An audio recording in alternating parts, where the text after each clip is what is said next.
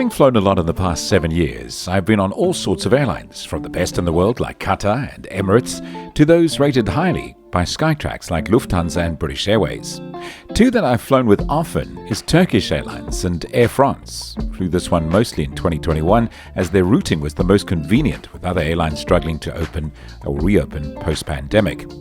This tour presents a very unique opportunity to compare the two, as I have a long-haul flight from South Africa to France with Turkish Airlines and then an inter-Europe flight with Air France between France and Italy with the same combination heading back home.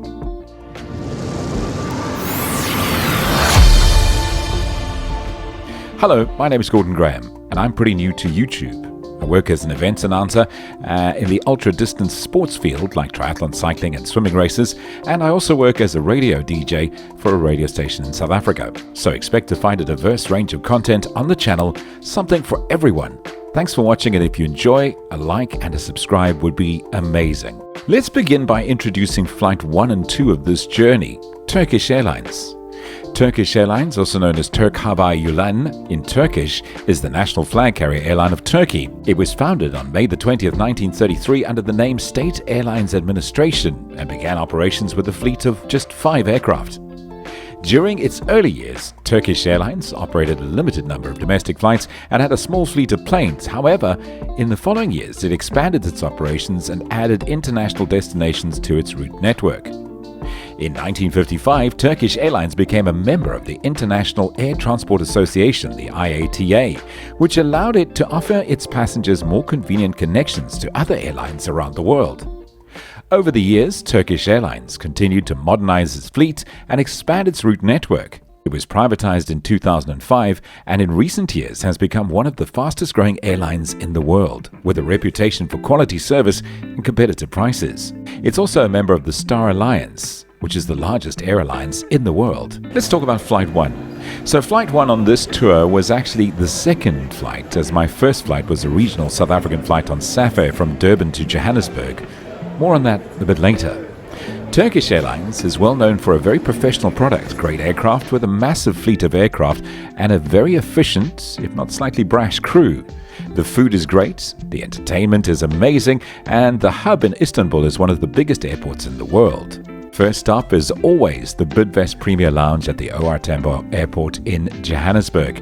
One of the privileges of a platinum credit card is lounge access, courtesy of Bidvest, and this is always a treat when I fly. After a relax in the lounge, off to the gates. Now, if you fly out of OR Tambo, you will know this part of the airport well. Always long lines of passengers wanting to get on board, so patience is always required.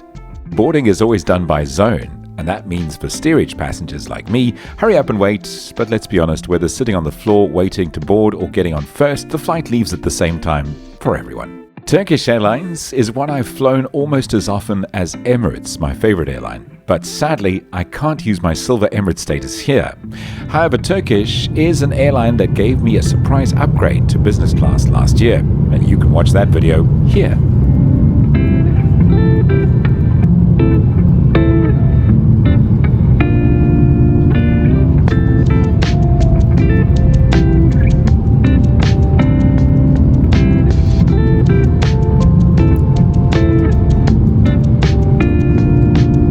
Smooth takeoff from OR Tambo en route to Istanbul International Airport with a quick turnaround to a connecting flight to Marseille.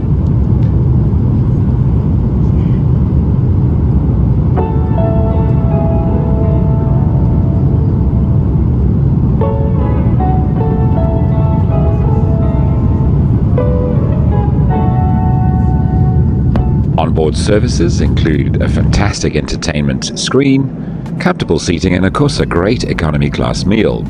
I went for the chicken and roast potato with veg on this trip. They provide an amenity kit even for economy passengers. It has toothpastes, lotion, socks, slippers,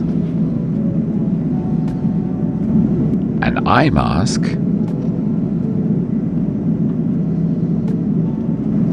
some sanitizer, and a toothbrush.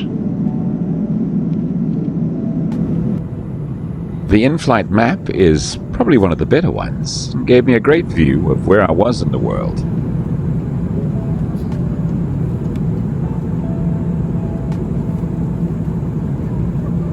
All in all, Turkish Airlines, more than acceptable.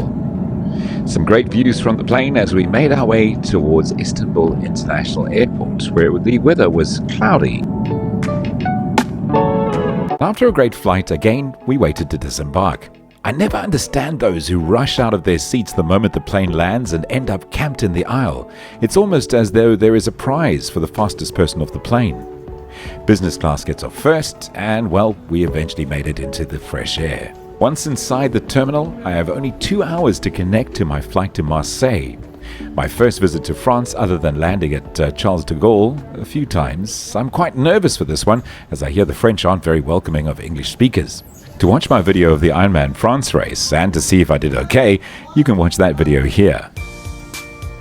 Istanbul Airport, as I said, is one of the largest in the world, which is both a good thing and a bad thing, as it usually involves a lot of walking. Next up, Flight 2, Istanbul to Marseille.